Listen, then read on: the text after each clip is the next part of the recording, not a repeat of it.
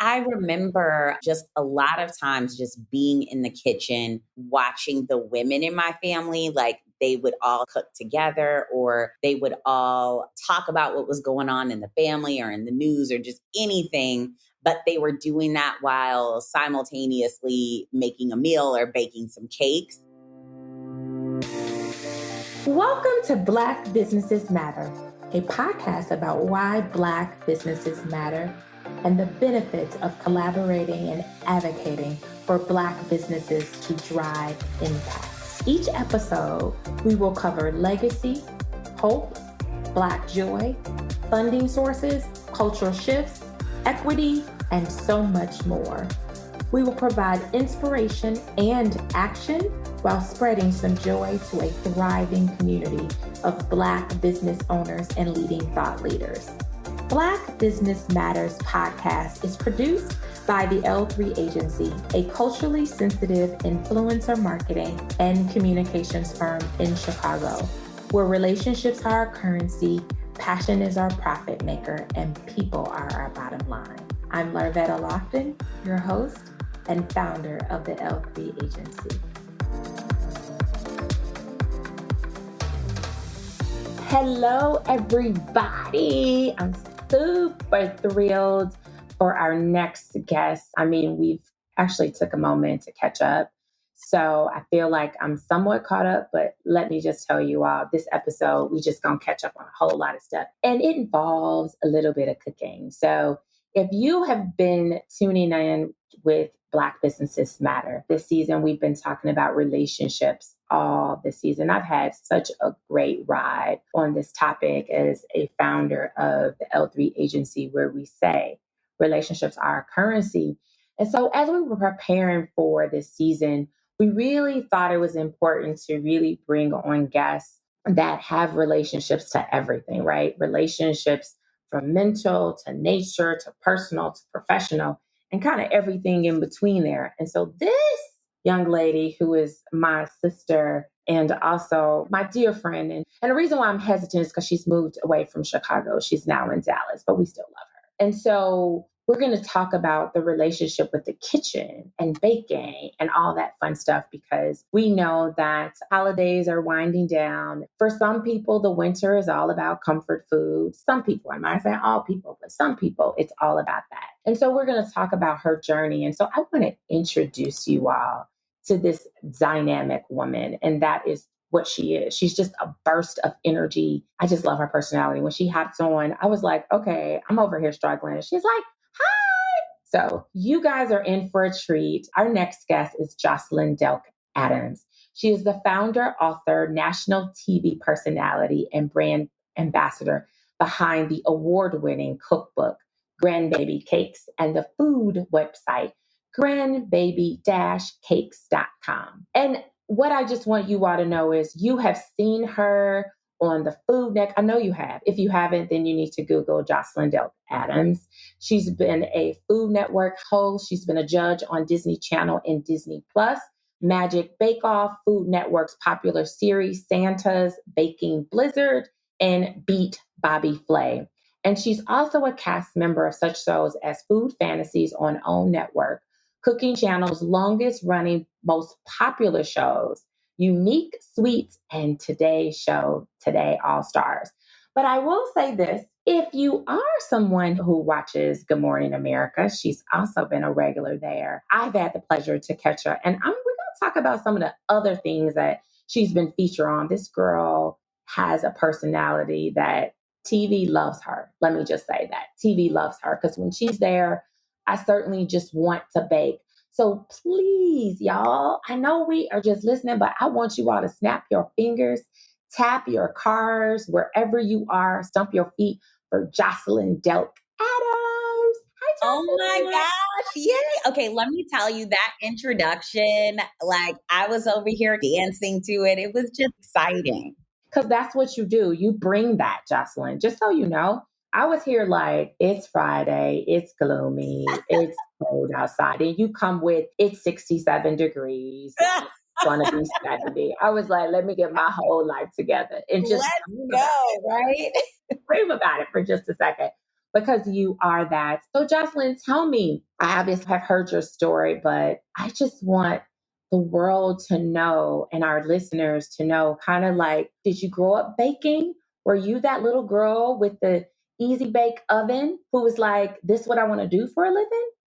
I was definitely the girl with the easy bake oven. I did not think this was what I wanted to do for a living. I started really just baking with my grandmother when I would visit her in Mississippi. And so we would really spend a lot of time in the kitchen because she was just a natural. She absolutely adored baking and cooking. And so I just sort of took to that. Like in my family, we say it's like I inherited the baking gene. And I just love to do it. So it was really for me just like a zen and an opportunity for me to relax and just come back to myself after like a crazy day, or just if I wanted to do something that felt good or share something with someone that I loved, I would bake them something. But I never considered this being a career for me until much, much later. I know you went to Clark Atlanta I University. did. Yes, I did. Oh, yes, guys.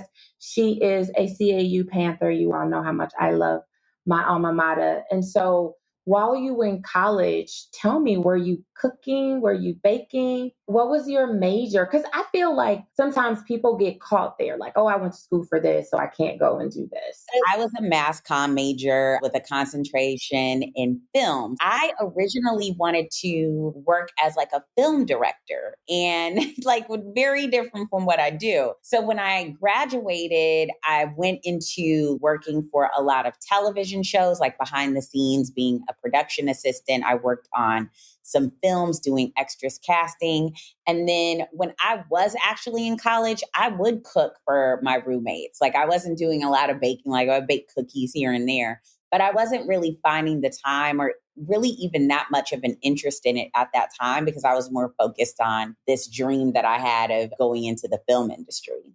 I think it's funny because I didn't know. I just realized that, Jocelyn, because I was a mass comm major. I feel like that our major gives us the opportunity to communicate in any kind of industry, right? Yes. You know what I mean? Because we're able to learn just how to communicate from film to TV to radio. And I think those are areas where that's all they do is communicate. So it's like, you got to learn how to do this when you walk into whatever office or whatever thing that you're doing. So I do think it gives you the skills to be able to go and do whatever, right? I agree. You could be a baker, like you could be a chef. And that's the funny thing too. Like, even though I acquired like all of these skills that I used mostly behind the scenes in television, I ended up later on, transitioning to being in front of the camera, which I wasn't expecting. But I think a lot of the knowledge that I did gain did help in a lot of ways. And you are natural. Like when you're on television, it's not always, and I'll say that you are unique in that way that you are familiar with the kitchen and familiar with TV. Because oftentimes when I think about these shows, and I'm going to date myself, but I loved talk shows because that's what I was into and I loved it. But I felt like when there was a cooking show, these chefs or the bakers were so uncomfortable. Like they were uncomfortable. Like they just wanted to stay focused in kitchens. But when I watch you, Jocelyn, I'm like, no, she's going to give us some spunk. She's going to give us some energy. So that's what I think makes you very unique. It's so funny that you say that. And I really appreciate that. That means so much to me. I don't know why, but like people will ask me a lot. They're like, do you get nervous in front of the camera? And I'm like, no. And they're like, how? There's millions of people watching. And I don't know why, but I feel very free to be myself. I feel very connected to the audience. And I feel just, like it's a place where I just thrive. I'm not sure why, but it feels very natural to me. I have no fear when they're like, okay, we're on in like 5 seconds. It's just like, it's ready to go. I get energized from it. And I feel like I'm talking to, maybe if they're like, oh, it's millions of people, I feel like I'm talking to my best friend in the next I one. love it. But that is something that we were taught, right? That was it. Like you have to literally treat it as such. So I do think, but you're natural with it too. You just got to own it. You're just a natural with it. So I think you just have to accept that. Tell me this relationship with your grandma, where this book was born from. Sure. I really consider my grandmother, who we called Big Mama, like, I really sort of considered her my muse. Like, when I first began Grandbaby Cakes, she was like the center of really the name because everyone's like, where did that come from? And I had this nickname later on where I was selling cakes and make baby cakes, but I wanted to sort of add in the grandbaby because it was an ode to my grandmother being her descendant, if you will. And that's where that Grandbaby Cakes came from. And I just really wanted to pay tribute to a lot that I learned from her. And first, like, I felt like I needed to be very married to the traditional recipes that I was taught. But then I started to really play around with them and alter flavors. And I got really inspired by just going in my own direction, even though I was still really paying tribute to my family. And that even just sparked more for me because I wanted to do something that still felt really authentic to me and my taste and what inspired me, but also still pay tribute to tradition. So the idea of baking, like kitchen, was that like when we talk about relationships, was the kitchen part of your family tradition, sitting in the kitchen and talking? We hear that all the time when Black families, but was that part of your family?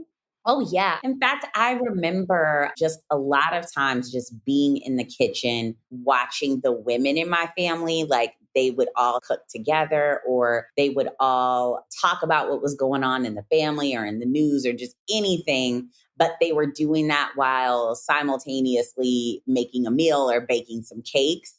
And it just felt really comforting. And it felt like, they always talk about how mostly when you go into a home, everyone sort of gravitates to the kitchen and sitting in the kitchen because it's just such a comforting space.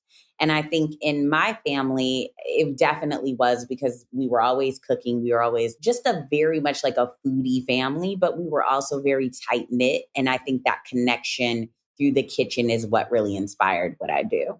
And so, do you come from a big family? Not necessarily. We're tight though. So my grandmother had 5 children. Back in the day, like you could hear like your grandparents having 10 kids. So it's like medium sized, I guess you could say. And then I only have one brother, an older brother. So it's not like a massive family, but we are very tight. I think it's helpful, Jocelyn, for you to say that because I think sometimes, right, when we think of Big Mama, there's this narrative that it's big. So for you to say that it's medium size or just having to just you and your brother, I think from that also gives people like, wow, like we just have to shift narratives because sometimes we think, oh, Mhm. it's like it was 12 kids and, Yeah. you know what I mean? She had 18 grandkids. You know what I'm talking about. Not at all. Not at all. And like most of my grandmother's children, so like my mom's siblings, they have 2 kids. So like my aunt, who I'm very close to, and a lot of recipes that she's done, my Aunt Rose, like a lot of those recipes have been on my website too. She only has 2 kids. And then I'm close with like my dad's sister too, and she has 2 kids. So it isn't like as big, but we are still really intimate. I'd say we're like a medium sized family. Okay. And that's fair. I mean, like I said, when we hear Big Mama, we thinking she got like, oh my gosh, she has 18 grandkids. She's got kids coming through from the back door to the front door. Right, right. But there's like 36 people at Thanksgiving, like, right. Exactly. So now tell me, like, you have gotten a tremendous amount of media success with Grandbaby Cakes. And so I really want people to really talk at your blog, right? You had the blog first, right? Am I right? Yes. Yes. So the blog, and I still have it today, it's a very central part of my business structure. But yeah, I started with the blog and I still send everyone there because it's really the time capsule with all of my recipes. I still update several times a week. I usually have 2 posts, 2 to 3 posts a week that go up on my website. And especially right now, this is like a major time because it's holidays. And so everyone's cooking and baking. And I think I'll be honest with you, you talking about that. I think a lot of times people don't go to their website, right? They share everything online and their website is kind of behind in the forefront. You're still leveraging your website and still being a blogger? Because, I don't know. It's like 1 minute bloggers was the in thing. Now, we went from bloggers to influencers. That's ultimately Right, right. right? We went from bloggers to influencers. So I appreciate that there's a central location where it also creates inclusivity because people that may not be on social can still tap into your recipe. Oh, yeah. And in fact, I find that a lot of my followers, the most loyal are email subscribers that just want to get the recipes and they go directly to my website and they don't do a lot of social media. But they are the first to buy the books. They're the first to come to a book signing because they still feel very connected to me because they're getting the emails, they're going to the website directly, but they're not on social media. And I don't want to necessarily limit where people can find my recipes. And it's just easier for me to control everything that I do, just having it on my website. I think it's incredible that you're able to do that. So, guys, if you're tuning, we have Jocelyn Delk Adams here. She is the founder of Grandbaby Cakes. She's talking about her, and we're going to get into her book in just a second. Because trust me when I tell you, after you hear this story, you're going to want to order the book, whether you like baking or not, because that's what I did. Okay. I pre-ordered and I'm waiting for mine to come probably in Women's History Month. So that'll be my jam for Women's History Month. Right on time, right? Right on time for that. So what I want to ask you about is this idea of like relationships. Like, how does relationships play a part in your business today? So I find that for me, like the most important relationship I had was family. And that was like really the thing that created Grandbaby Cakes. But since then, of course, I've built so many relationships just in even the food blog space, which is like a huge industry that a lot of people don't know about. And then also like the media space, the publisher space, because I write cookbooks as well. And then now also the licensing space, because I have a cake line that's exclusively available at Williams-Sonoma. So I've been able to leverage the relationships that I've built from one industry to the next. And it's just really compounded and really grown into what it is now. So I'm glad you brought up Williams-Sonoma. So are all of your products there everywhere? Yes. This year we launched a line of 3 cakes that can be purchased directly from the Williams-Sonoma website and shipped to people wherever you live in the country. For years, people were like, do you ship? And I'm like, I do not personally ship. I don't have necessarily any time to bake cakes and ship them. Which is also something that a lot of people are surprised to hear. They're like, you're not at home just like cooking and baking all the time. I'm like, I am not. So we built this line of cakes. We tested cakes for 2 years with the vendor and with our space. And we were able to come up with 3 recipes we felt were really, really strong, with transported well, which ended up just tasting incredible after being shipped to people, because I wanted them to feel like they were getting the same quality as if they were baking one of my recipes in their home. It's just shipped directly, especially for a lot of people who are like, I just want to celebrate. I just want to have some Grandbaby Cakes cake. You can just order it. So Jocelyn, speaking of which, was there any inspiration to opening up a bakery? I never had that dream. Probably because I just didn't necessarily feel connected to it. Like, I know a lot of friends who do own bakeries. And so they wanted to, like, when I talk about their story, they tell me about how they're up at 3 a.m. They are physically in their bakeries. And I know for the business model that I've built, that's not possible for me to physically be in a bakery working day in and day out, physically baking cakes. It's just not something that I can physically do. So this was something that where it would work for my brand and also help my audience, which is nationwide, to be able to experience it. That's a whole message, because I think one thing that I think is so novel is that it really helps you to continue relationships. Because if you're in the kitchen cooking to 3 o'clock, how do you build relationships? Exactly. And I knew that wasn't my path. Like, I built this brand as also a blogger, but a television personality. And I shoot all throughout the year. So like, I'm constantly traveling for that. And then also a cookbook author. And that's like a whole different animal. And because, also like my brand relationships, it just wasn't possible for me to physically open a storefront.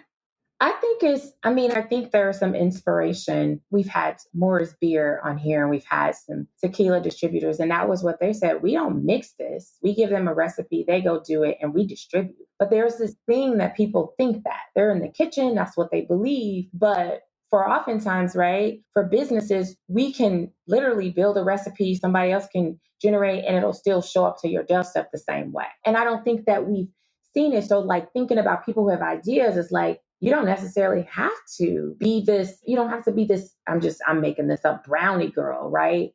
You can just Right. say, I made this brownie and I'm going to distribute it to X, Y, and Z, but it's still my brownie. And I think that's another way for people to think about how you can leverage your business too, that it doesn't have to be you doing it for your business to expand. That's good. That's good. Because I think it's helpful for people, especially in the food space. I know you've left Chicago, but you think about that in Chicago as Chicago being like this food place, right? Is that oftentimes you come here, it's like, oh, I can go anywhere. But the idea that I can get Grandbaby Cakes wherever I go. I don't have to come to Chicago. I don't have to go to a certain place, but I can get it everywhere. I think that's also nice because what it is telling you is that you're meeting your tribe where they are. Exactly. And I think that's why, for instance, something like Gold Belly became so successful because there are so many brands that you may enjoy in New York and you're like, oh man, I just wish I could have this pizza today. And you may be in like California. Or you're like, oh man, I wish I could have Garrett's popcorn and you're like in Florida. And the shipping of these items while still maintaining the quality is what has allowed these brands to expand, and they don't have to just have one store location. You know what I mean? Like they're thinking bigger, and I want to continue to think bigger for my business too.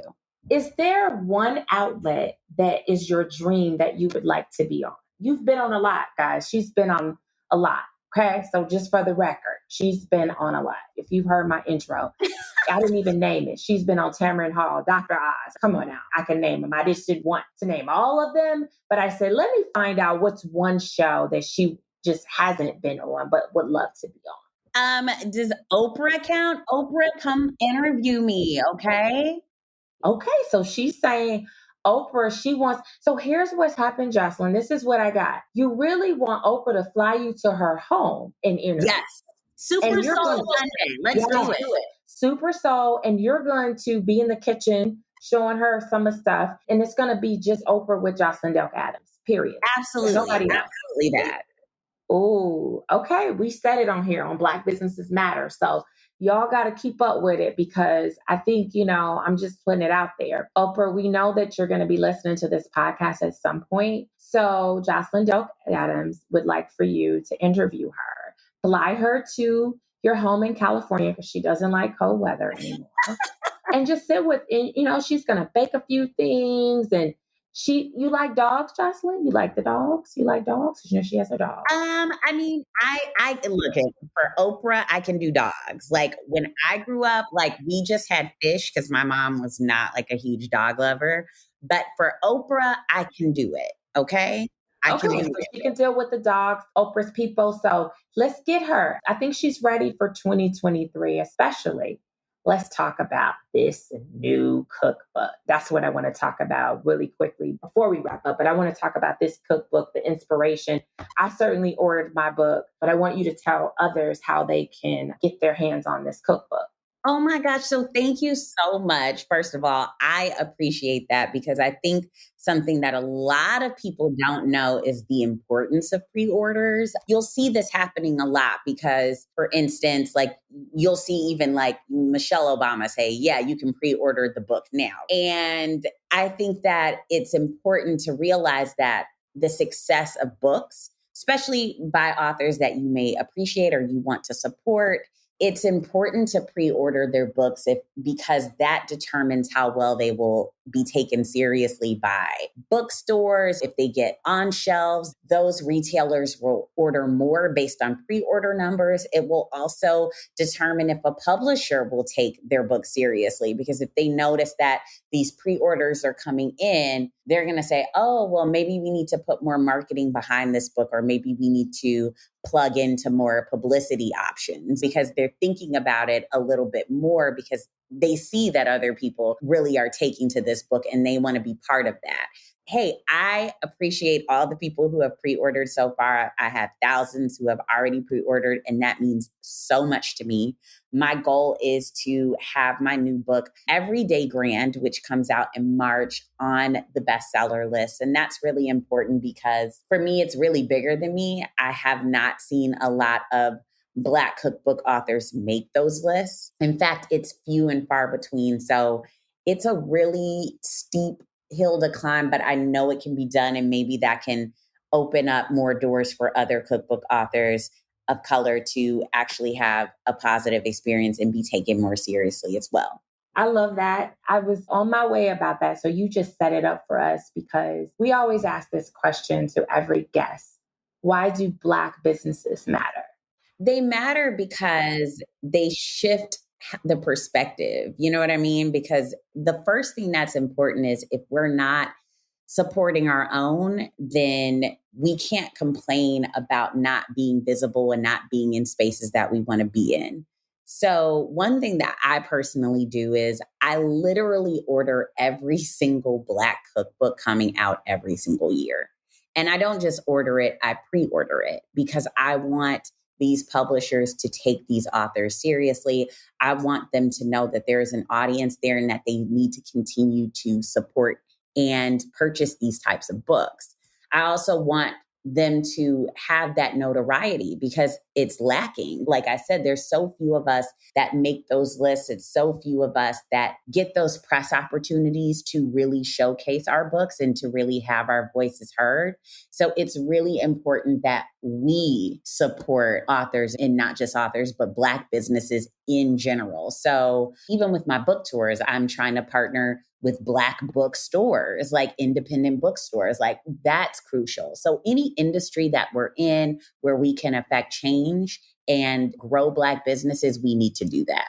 I love that you are intentional with making an impact with purchasing. I adore you for that because I definitely think that it requires us while we ask people to support. And obviously we want all people to support, right? But because we have all this marginalized communities, we can't all win, right? Because of the lack of access. So I'm so happy that you do that because it's so important as a business leader because that's what you are. And having a team of folks and being intentional with that because I do believe that. And every time I ask that question, you would be amazed at how many people give me a different answer. And so I think it's important because that just tells you how different we really are, right? Yes, we are Black, but how different we are and how we see Black businesses and how they show up and how they matter. And, it's important because we want to build bridges in what we're building with this podcast. So I think when you say that, I think it challenges us all, like, for listeners, like from what Jocelyn just said, pre-order this book, but maybe being intentional with pre-ordering other books. I think that's what I got out of this podcast, like being intentional with doing that and pre-ordering. And I can sit here and tell you I pre-ordered my book because I certainly wanted to support you and I know that it's important. But when you gave the perspective, it just was like, oh my gosh, imagine if the rest of the world did that. Oh, yeah. And I didn't really get into what the book was about. It's called Everyday Grand. And I wanted to do something that's very different, like for those who may have heard of my previous cookbook or own it, which was called Grandbaby Cakes. It was all cake recipes and it was very much in the history of my family. So every recipe really had an anecdote or a tale of a story of a family member. And in this book, it has a lot of those same themes and that thread seen through it, but it's a little bit more vibrant and new and fresher. And it's all about celebrating life's big and small moments. And the recipes are very varied this time. So it's not just cakes, like I'm doing savory and sweet. You get everything from breakfast and sides to seafood and chicken and desserts, of course, because I'm known for that. But you literally get everything. And they're all recipes that feel like you can celebrate even the smallest of moments that you take for granted in your day-to-day life.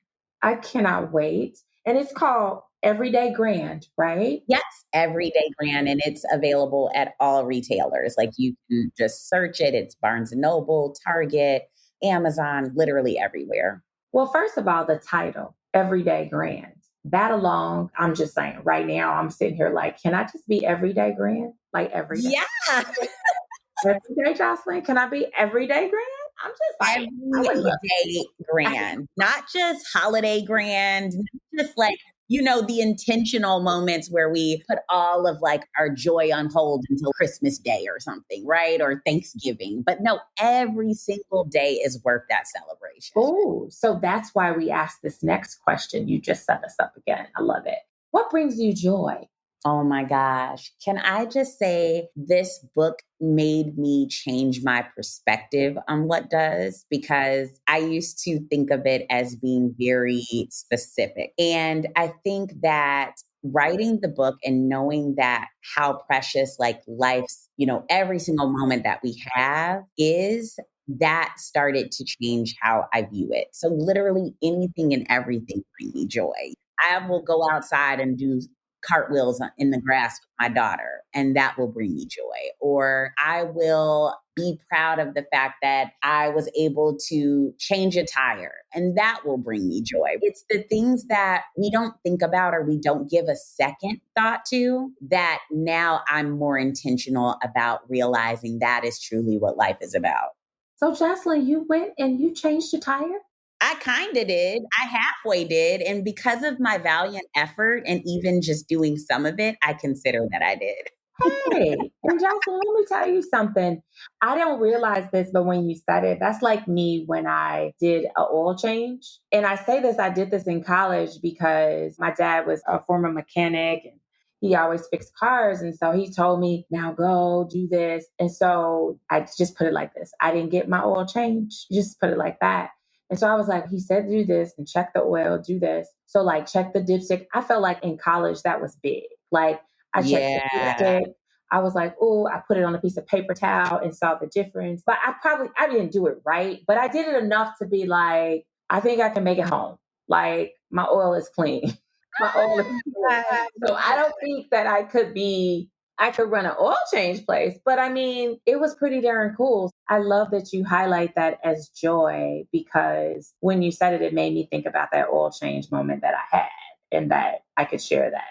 Any moment where we can feel courageous and brave and proud of something is a joyful moment, right? It is. It is. When we were building out this, we wanted that Black joy to come out because as entrepreneurs and as business leaders and thought leaders, we don't see the joy, right? We don't see you in the average day. So the idea that many business leaders have joy, right? And that joy may not be connected to what they do, or maybe it doesn't matter, but it is their joy. So you have been an awesome, like, this has been one of my favorites. And I probably say that about every one of them, but it is one of my favorites. And I can say it because I'm the host. I can say that it's one of my favorites and I don't have to apologize for that. But as we close, I want you to just quickly share your website, social handles, social media handles, so that folks can continue to connect with you and learn more about Grandbaby Cakes.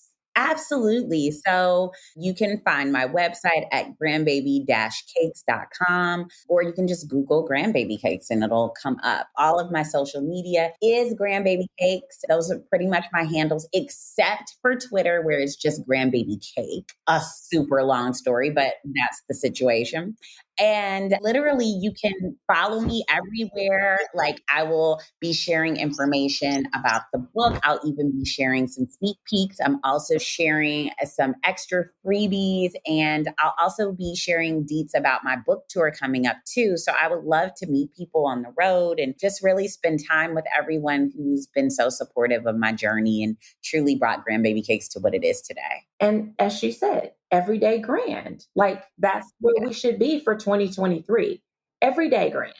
So you need the book just to put it on top of your mantle, I don't know, bookshelf, office, because it's a reminder that everyday grand. I'm sold on that name. And I know to me, I'm just like, that right there is a book that you're going to have forever. Because who doesn't want to be everyday grand? Who doesn't? Who doesn't? Absolutely.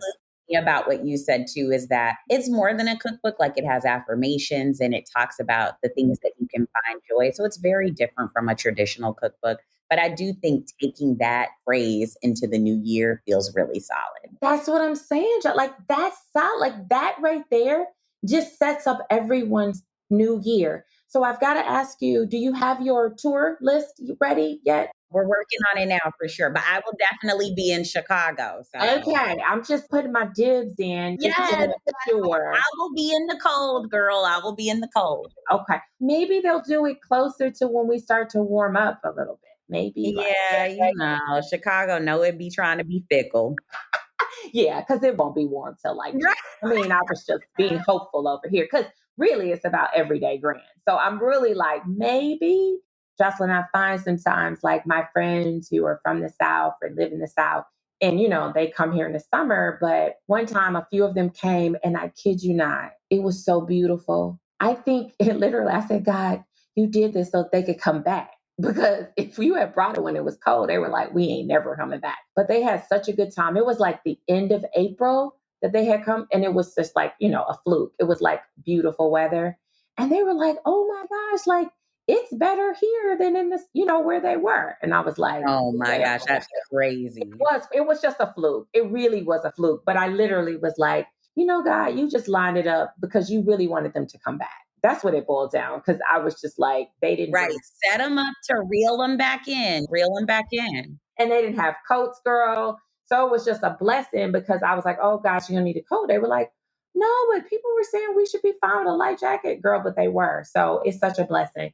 So I just want to thank you for being an incredible guest on Black Businesses Matter. I so love you. And thank you. Oh, thank you. And I love you back. And I appreciate all that you are doing and what your message is. And you are sending hope to so many of us Black business owners. And what you're doing is fantastic. Thank you, Jocelyn. Well, guys, there you have it. Jocelyn Delk Adams. She gave us a whole lot. But the one thing that you're going to have to walk away with is everyday grand. You're going to have to put that in your phone, put that somewhere, because that should be your 2023 mantra. And I think you should pre-order the book. I'm just putting it out there. So I just want to say thank you all for tuning in and listening to another episode of Black Businesses Matter. See you next week. Thank you for joining us this week on Black Businesses Matter podcast. Make sure you subscribe to our podcast wherever you listen so you will never miss a show. You can also follow us on social media at the L3 Agency and at Larvetta Speaks. If you love the show, leave a rating so that we can continue to bring you impactful episodes. You can also take the pledge and order our merch at our website at thetl3agency.com.